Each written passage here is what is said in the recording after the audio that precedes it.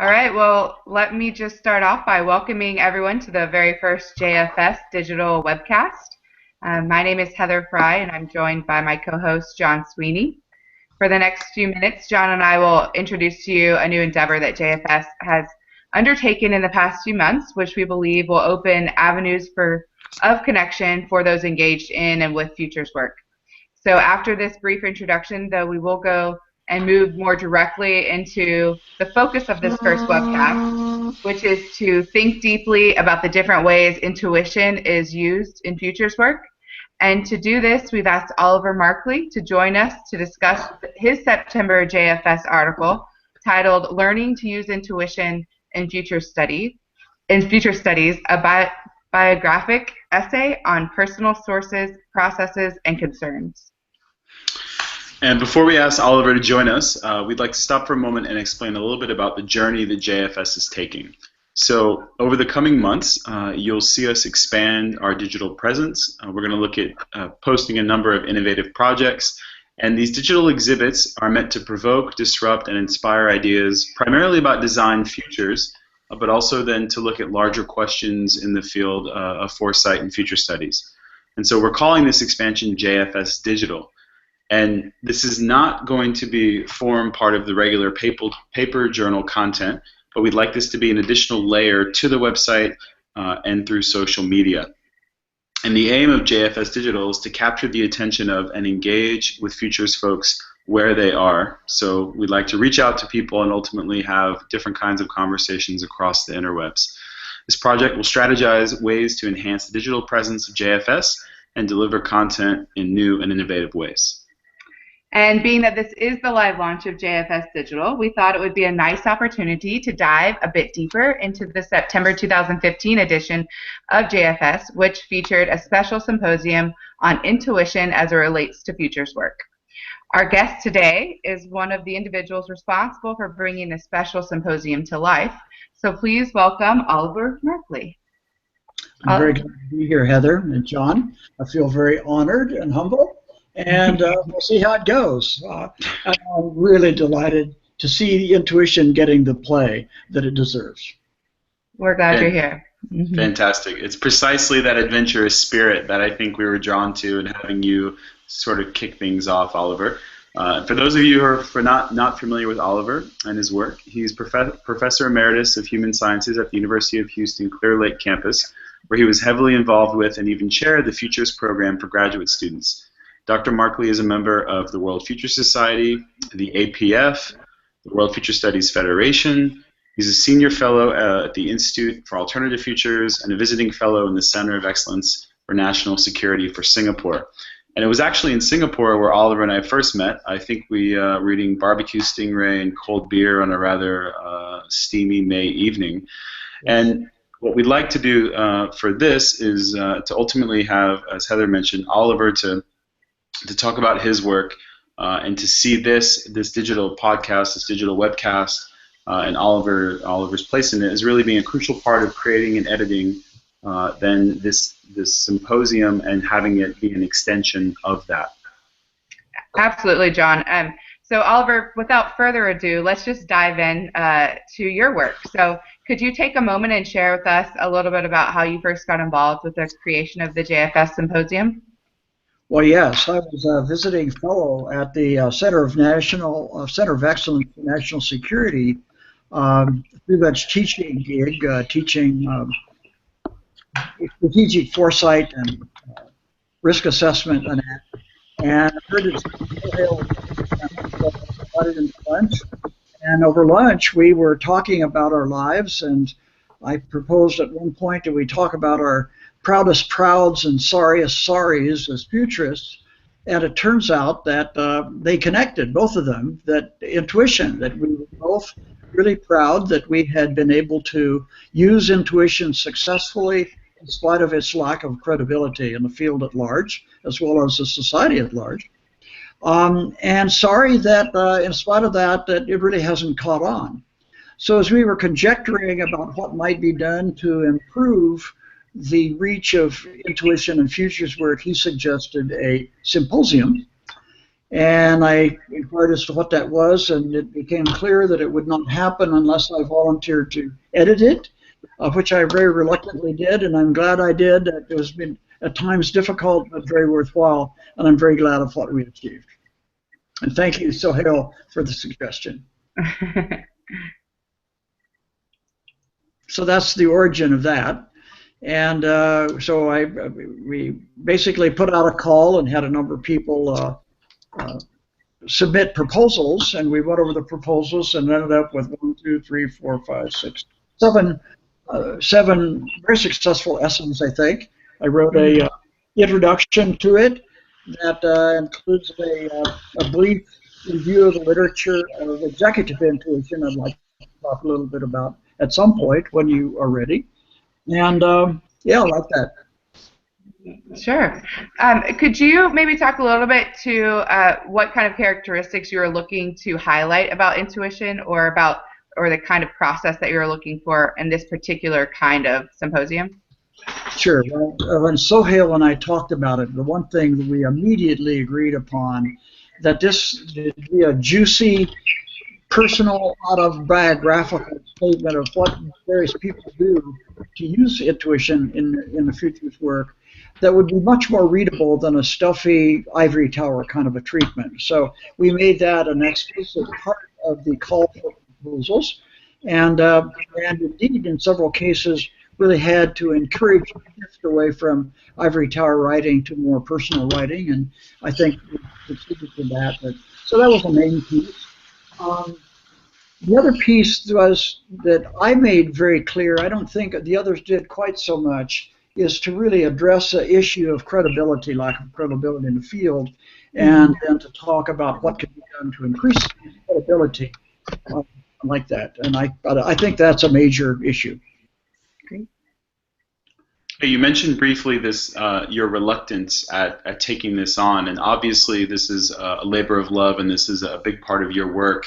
And intuition as a practice is obviously something that certainly is, I think, is as much an art and a craft as a science. So could you maybe talk a little bit then about how you felt the contributions spoke to that space, and then how you think that that really then speaks to the greater notion of intuition as you see it sort of fitting into your work as a practitioner. Sure. Well, there were a number of different contributions. I'll just kind of go through the list, which I arranged the list according to basically a sequence of from relatively more autobiographical and experiential to more theoretic.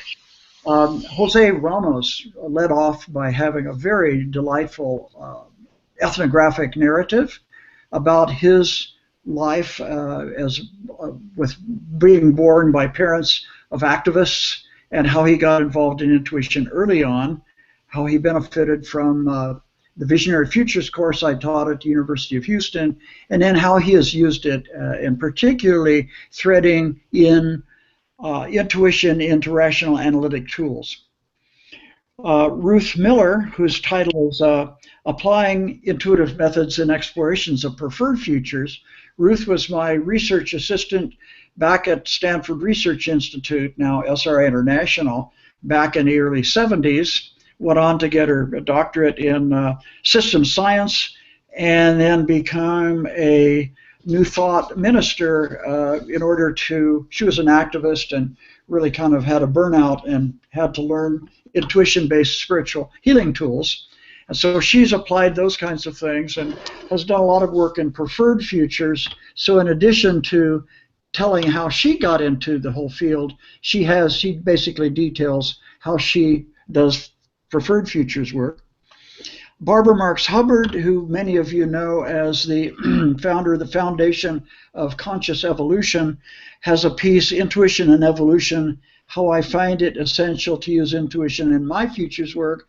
And she has a very short but very passionate statement about a transcendentally intuitional flash she had that led to a book, and how when Bucky Fuller read a draft of the book, he came up to her and said, "My darling, I want you to tell you that I had an experience like that myself, but I've never shared it with anybody because this kind of thing just is incredible. So that's a really delightful piece. Sohail then has a piece, Intuiting the Futures, where he tells about how he got into the field and P.R. Sarkar's guidance, his main teacher. And actually, Sohail has a piece that I would like to maybe even read later on, where he a one-page piece about how he does intuition-based futures work and workshops. Then I weigh in, as Heather said, about a bibliographic essay.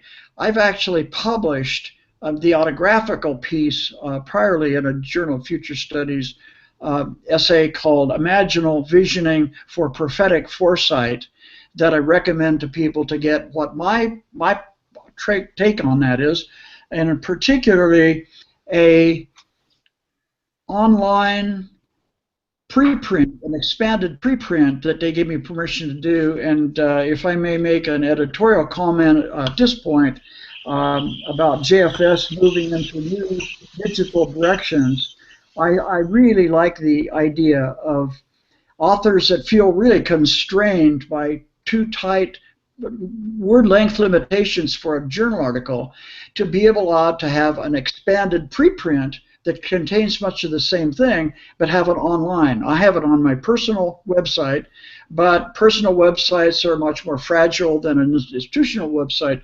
Wouldn't it be a great thing if JFS would allow that and have expanded preprints as part of their institutional website? As a modest proposal, hopefully not in the Swiftian sense. So I basically, in my piece, have a number of citations about the history of intuition in futures work, and end up in concerns with the processes I use and other processes that are published, and end up with a major concern about how to raise credibility that I may talk about later when we have a more expanded time. Sure. I think also this might be a good time and a good place for us to pause for a moment and give a definition for intuition, Oliver. You speak to a couple different theorists who talk about their characteristics of intuition, but could you talk about the definitions that you most relate with while you were doing your work? Sure, I'll be glad to, Heather. But sure. First, at least mention Marcus Anthony and Marcus Bussey, who are the two remaining contributors who both had a number of insights of a more theoretical variety. Sure. So definition, yes. It turns out there are literally dozens of definitions in the field. I like the basic root. I always like to go back to root meaning, intuere, from the Latin direct knowing without an external teacher. That's kind of the root meaning. Eric Dane and Michael Pratt in 2007 had an article exploring intuition and its role in managerial decision making, in which they reviewed all of the definitions they could find, and they formulated the following 4-step definition that they said basically entails all the ones that they found. First, intuition is a non-conscious process, and I would say a non-egoic conscious process for reasons I'll get to later on. 2, involving holistic associations, where it connects the dots, a lot of things are pulled together. 3, that are produced rapidly, very rapid insight typically, and which 4 results in affectively charged judgments, i.e. when you get an intuitive hit, by God, you believe it, even if it doesn't necessarily fit. And as Sohail so nicely pointed out, not all intuitions fit. There are some that don't fit too well, sometimes because it's a wrong sphere of influence, and sometimes because there's a shadow side part of us that would like to lead us astray. The Buddhists call this Mara. So that would be a definitional piece. But for me, I just really like most of all direct knowing. That's great, Oliver. Thanks. I think that really, for people unfamiliar with the special issue or unfamiliar with intuition, I think that really captured a lot of the essence of what I took away from that. One of the things you touched on briefly, and we'd like you to talk a little bit more about, is how, in your article, you mentioned the historical suppression in the use of intuition, and obviously the mainstream preference toward the scientific method. And I was wondering, could you tell a little bit of that history and how that's influenced your work, and then maybe how you see that happening in the field? I mean, obviously, when you talked about the genesis for this, and you mentioned the conversation you had with Sohail, you both felt strongly enough to pursue this. So I'm wondering how you could talk a little bit about that in the context of your work particularly. Well, historically, the major philosophers, intuition was a key part of their thought process, from Aristotle onward, through Bergson at least. Then with the rise of scientific method, philosophy of logical positivism, and what in the journal I was kind, I said scientific materialism, but I really meant scientistic materialism. Intuition has really been downgraded and caused to be rather not politically correct too. So how I got into it was in the late 60s and early 70s. I was a new postdoc at Stanford Research Institute working with Willis Harman. We had government funding that was part of the War on Poverty from the National Institute of Education. And we were doing long-range alternative future histories, and it turns out that of all the major histories, the ones that were desirable all involved either incredible good luck or deep-seated transformation regards things like runaway population growth, resource depletion, pollution, armaments, things that now we take for granted. But in 1972, to say all those things together was almost not politically correct. So my hat was methodology development, and I realized that if transformation of preferred futures is the keynote, then almost by definition, rational analytic methods don't cut the mustard, because they're more or less a projection of background trends and that. So as I've looked into cognitive psychology as to what would be the appropriate methodology, intuition clearly was it. Thought about Carl Jung talking about the four mental functions: intuition, sensing, thinking, and feeling. The intuition, feeling being kind of visionary, and the sensing, thinking being rational, analytic. We need to pair those. We need to develop a way to develop intuition. So then it was a piece of finding out how best to tap intuition. I looked into a number of ways, including channeling, which at the time I was not particularly open to, but subsequently it's turned out to pull its weight nicely. So guided imagery, it turns out to be the appropriate technology for doing that, and the method of learning that that I was taught by is basically that associated with Silva mind control. Now, I didn't actually do the Silva mind control. I did a self-hypnosis course in order to learn speed reading, master all the things we were needing to read, and almost serendipitously found out that the guided imagery used to teach self-hypnosis and speed reading could also be used to tap intuition.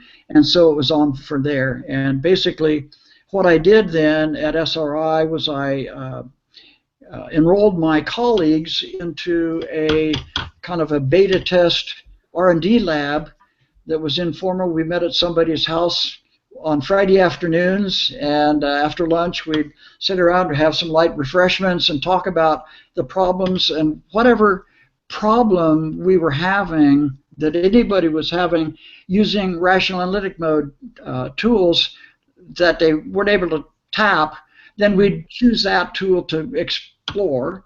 By that time I was getting fairly agile at tapping intuition, and so with the idea that the guide should be guided, I would, once we choose a problem, I would go inside and intuit an appropriate process to use, and then we'd use it and talk about what we did, and we'd take that back to the institute the following week.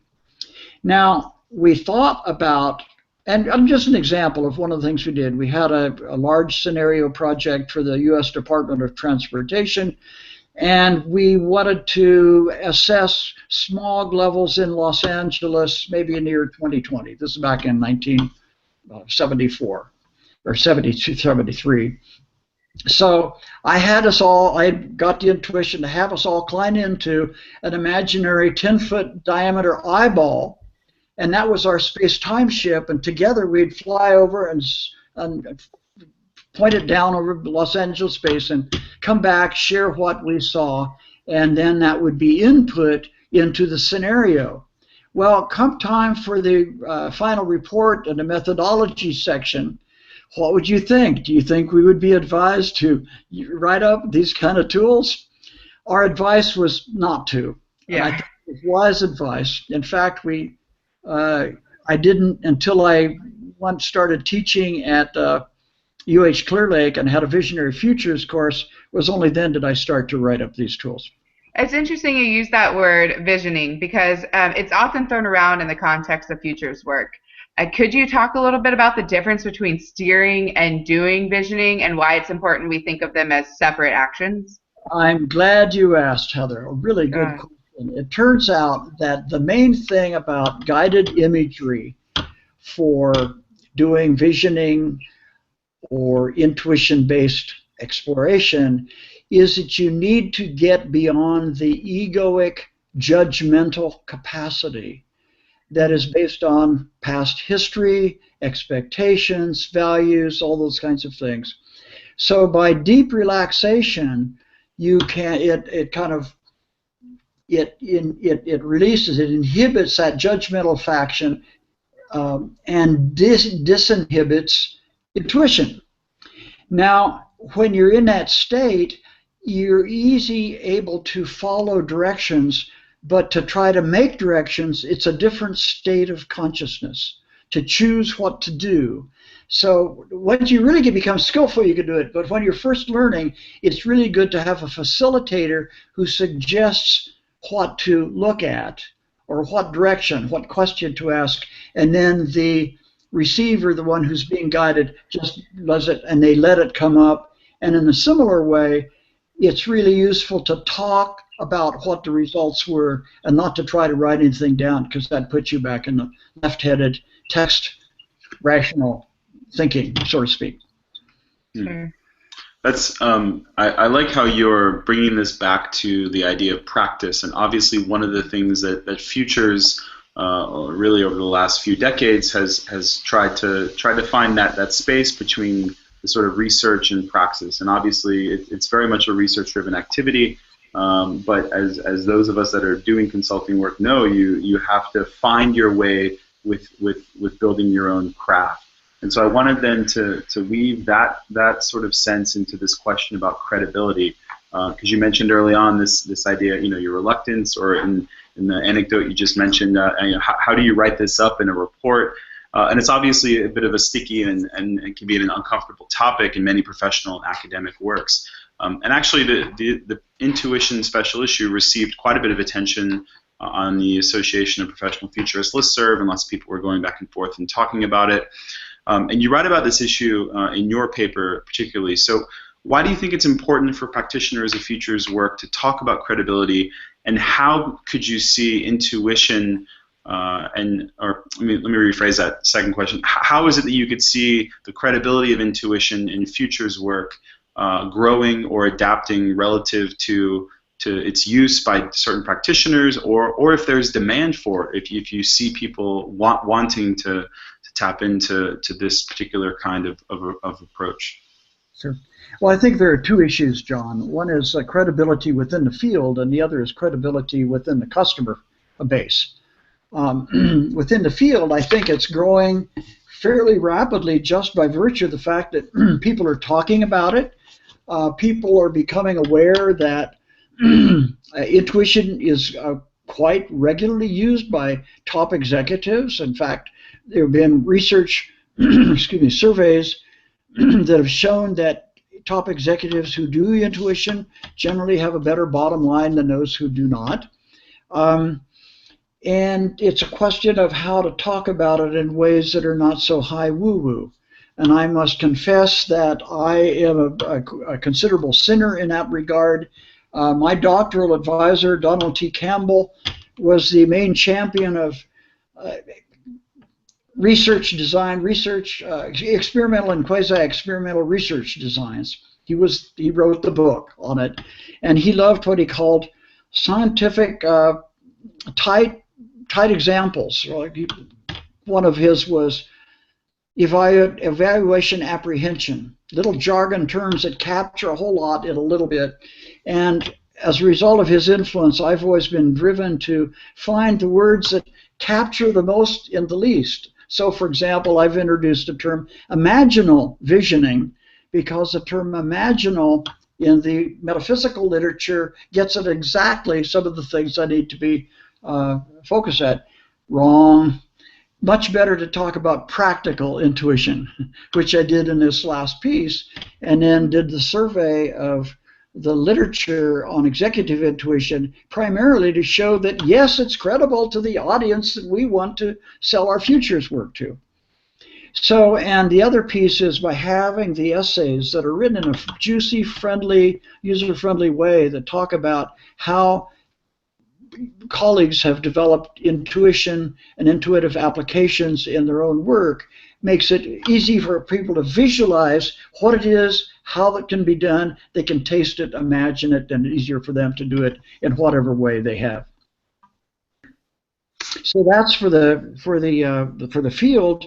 For the customer base, I think it's really important to tell case histories of how really good insights that were developed intuitively get flushed down because of the problem of credibility. And that's where I ended my essay with a case example of, it's far enough in the past, I think I can say, it was General Motors and EDS came to UH Clear Lake for a tutorial on how to do future work. And on this one particular day, they wanted to deal with international kinds of things. And for whatever reason, on this day, they had a VP came down and joined the group. They had a section chief and several other professionals. The morning we talked about international strategy development, how to make it proactive. For whatever reason, the conversation didn't go very well. So the idea, what are we going to do in the afternoon? And he said, well, we've always wanted to know about this visioning stuff. Could we do some visioning in the afternoon? I said, yeah. How about if we do a new tool I have called mental time travel, and we can look at this question about international strategy. So we agreed to do it. So the two strategies that we choose were to, one, imagine that GM and EDS would continue the current trends of using the third world primarily as a source of cheap labor and raw materials. In scenario 2, they would also seek to develop the third world as a customer base to raise the bar for all concerned, so to speak. So I took them on the mental time travel piece, which is to basically all relax and focus on the particular strategy that you intend to have happen and see what happens, and you move through it and you see what it feels like, so to speak. Then at the end of that one, you zero that out and you visualize the other one and do that and then come back and talk about it. Well, in these kind of visioning work, oftentimes there's a pretty large spread of experiences people happen. In this one, for whatever reason, almost everybody had the same experience that got summarized by one of the GM people as, globally, the chain is only as strong as its weakest link. That for the sake of humankind and the global future, we absolutely must develop the third world as a customer base as well. So then a conversation got around to, well, what are they going to do about this and how will they communicate it to their higher-ups? And they uniformly agreed, oh, given how this, we'll get asked, how did we achieve this answer? And when they got that it would happen due to altered state of consciousness visioning process, no, we can't possibly do that. And so they didn't. And 12 or 15 years later, GM is in fact moving toward that same strategy. So I use that story as a case example of the importance of having this kind of thing be credible, but also cautioning that as a futurist or any consultant needs to make sure you've got political clearance and buy-in before you do it. And there are various ways of doing intuition facilitation that don't involve a deeply altered state of consciousness that has the advantage of getting beyond judgmental expectations and that. Mm. Thanks. That was a fantastic answer, and I really liked how you dealt with, obviously, at the level of practice and the practitioner, but also talking about the client.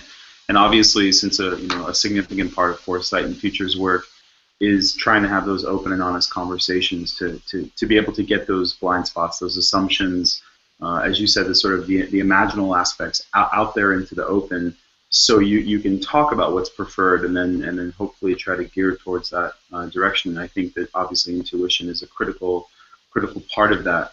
One of the things talking, I just suddenly had an insight that wouldn't it be great to have a panel of intuition-based futurists, straight futurists, and clients, executives as well as staff professionals, all together in a symposium, face-to-face symposium, talking about this for a day or so. Think about the insights that could come out of that. Yeah, and one of the things I was kind of wondering is obviously given your work in the examples and the shift, if you will, let's say between the management discourse and being open to intuition. I was thinking, since a lot of my work has to do with government and policy and different agencies, has your experience been different with those camps? Have you seen, let's say, government or the NGO sector be open to this? I mean, obviously, as you mentioned, and the Symposium points out, that there's been a very open space within business to see this as something that it has been a significant part of, let's say, in different managerial organizational cultures for a while. But could you speak to the other side a little bit, or what is your sense of what's happening in that space? Well, my sense is that it's opening, and a lot of it depends on how you spin up the proposal to begin with. And the idea of offering executives and professionals a chance for out-of-the-box thinking and out-of-the-box creativity, that has high cachet value. Go for that. In fact, I was hired as a consultant to do that to a very large Fortune 50 oil corporation operating outside of Houston. And toward the end of the workshop, it turns out every workshop always has somebody wearing a black hat that's ragging on you all the way through. So the controller of the group was that one and this one. He said at the end, he says, "So I thought you were going to..." I know, by the way, I was very careful to make sure that everything would fly okay, and it did. At the end, though, we had about 45 minutes left. She says, "So I thought there was going to be an out-of-the-box thing. I haven't seen anything out of the box today." And I said, "Okay, out of the box you want, out of the box you get, if you guys are willing to go there." So I used then an exercise that I sometimes use. It's not most of my best exercises. I did not originate. They came from higher consciousness, including this one. And basically what you do is you have people imagine standing at the base of a long circular staircase, which is an image that Sohail also uses. And you have them feel weighted down by the existential pressure of life. All the things, all the problems that are unsolved, all of that. And then taking one step at a time, going up the circular staircase, you unload these various things. So the first step, you let go of possessions. So you look at all your possessions and let them go. They'll be there when you come back. The second step, you step away from emotional reactions. The third step, you step away from judgmental beliefs and like that. And after that, you continue on, you let go of compulsive awareness of the physical body, and as you continue up the staircase, you let go of subtle bodies that you may not be aware of, but they're there. between us. It's the chakras that you sometimes hear talk about. Anyway, they continue up this staircase until they come up to between the barrier between probable realities and possible realities. They move in and then beyond possible realities to the source, create the zone of creative emergence, and then in creative emergence they just come up into source and hang out there quietly in source for a while. It's a wonderful way to do creative meditation. And in some of my work out of that, when I come back, I'll take people into an alternate possible reality. And a probable reality, they vision intuitively a doorway or a pathway that leads into the possible and probable reality that is their most appropriate expression at this time.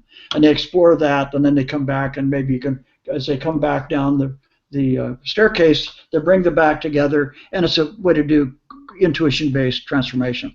So at any rate, but them, I just had them there, and then I brought them back, and so we all got all back, and I just didn't say a word. I just looked around at the crowd silently, and he popped out and said, "Well, I don't know what that was all about, but that was the best bath I think I've ever had." And the place just broke up with laughter. So I think that, advertising out-of-the-box experiences, especially hooked to problems or opportunities, competitive analysis, those kinds of things, is a good way to sell that to clients. Great. So I think one of the things that I'm also interested in is based on your own intuition, based on your practice. What are the driving forces? What are the emerging issues? You mentioned the difference between that probable and the more possible. So what do you see as being the things that when you go to that space that's on your radar? I mean, what is it that speaks to you? What's in Hawaii? There's this really great tradition. Sure. People talk about the na'au, which is your gut, right? You have this feeling in your gut. And so what then do you see as being those drivers, those forces that are moving us towards a certain future or futures? Good question, John, but I'd like to answer it in two parts. One is going back to when I was teaching at UH Clear Lake, the Visionary Futures course. I used the mental time travel tool repeatedly with the students and found that many of them became depressed because of the disruption that they experienced in the longer term future beyond 10 and 20 years. So I certainly didn't want to send them to conventional head shrinkers to deal with the depression. And since my whole gig is at guided imagery, intuition, there ought to be a solution to whatever comes up. Turns out I fairly quickly found a process that I ended up calling transformative revisioning, where you take a image of something that is causing you real difficulty and you ask yourself a series of questions about it. I have this on my website. And then you use the energy of higher consciousness to transform it into the highest level that is appropriate for you at this time. And you take that into your body, and it leads to a relief of anxiety about the things you're seeing, and indeed it contributes to a transformation of that which is seen. So that's turned out to be really useful to a number of students over the years. Jose says he's used it repeatedly, as I do. And that's been really useful. About the things that I've seen, actually in 1995 I was commissioned to write a long-range white paper on the future of spaceship Earth, commissioned by a NASA engineer at the Johnson Space Center. And I wrote it up and basically used as a leitmotif quotation: if one species in a given planetary system is dominant over all the other species in the ecology of its planet, if that dominant species is greedy and has a powerful set of technologies through which to express that greed, unless it can transform that it will foul the planetary ecology as surely as the night follows the day, perhaps even to its own extinction. And so this theme of this piece in 1995 was about what humankind needs to do to avoid mass global crisis. Suffice to say, I didn't get any traction at NASA, which I was not surprised about, nor was the visionary engineer who commissioned the paper. But it was enough to get it done. What I was surprised about that I didn't get any traction among my futurist colleagues. And actually, I became so discouraged by the year 2000 that I quit and took early retirement. Went off to Hawaii and started meditating and connecting with plant spirits and really connected with the long-range future of Spaceship Earth that's a more positive nature. And there I came upon the word ascension, which was given to me by some higher beings. I knew the word, but I'd never considered it in this regard. So one of the things that my work entails now is looking at how we can have earthly and human ascension beyond the egocentric greed that is driving things down. And fortunately, a number of other people are at MIT now. Age-related cognitive decline. My name memory really sucks at these days. Yeah, Otto Scharmer. I saw it on my bookshelf. Otto Scharmer has his Theory U and has a big MOOC that is cooking on that. And I've talked to several people who have done that. So that's an example of that that's going well. And something I won't talk about more here, but may later, is it turns out that the extra physical dimension of people on the other side coming through and giving guidance is turning out to be quite useful currently, and so that's one of the new dimensions of my work. That's great, Oliver. I think that there's some really useful, interesting stuff that we've talked about so far in this interview, and you touched a little bit on the fact that you have a PowerPoint that is might go into a little bit more depth and kind of lay things out a little bit more succinctly for those that might be less familiar with this kind of verbiage and these terms. So we're going to make that available on the JFS website, as well as, of course, a symposium that's there. Sure. Okay, we'll do that. Yeah. You bet. Excellent. John, do you have any last words? Just thank you to Oliver. Obviously, it's been great chatting and hearing hearing all of your wisdom acquired and accrued over the years, and definitely a big thank you for being the first for being on this journey with us, and for giving it a whirl. Okay, before signing off, I have to say, P.S. Stay tuned. JFS, the winter issue is bringing out an issue of the intersection between future studies and science fiction. And I wrote a piece on Olaf Stapleton, who I dearly love. And in the end, I won't do a spoiler alert, but it takes the whole thing of intuition to a whole new level. That's great. Thank you so much again, Oliver, for kind of being our guinea pig and getting out here on the web with us and just talking and digging a little bit deeper into your article. So thanks. You're welcome. I'm so delighted. Okay, so for those of you watching at home and around the world, you can keep track of everything with us on Twitter. We are at JFS Digital. Obviously, please visit JFS website, and we will make links available. I'm not sure here or there or somewhere, but yeah. Thanks. Great job, John, Heather. You too, Oliver. Thanks, Oliver. Okay. Cheers.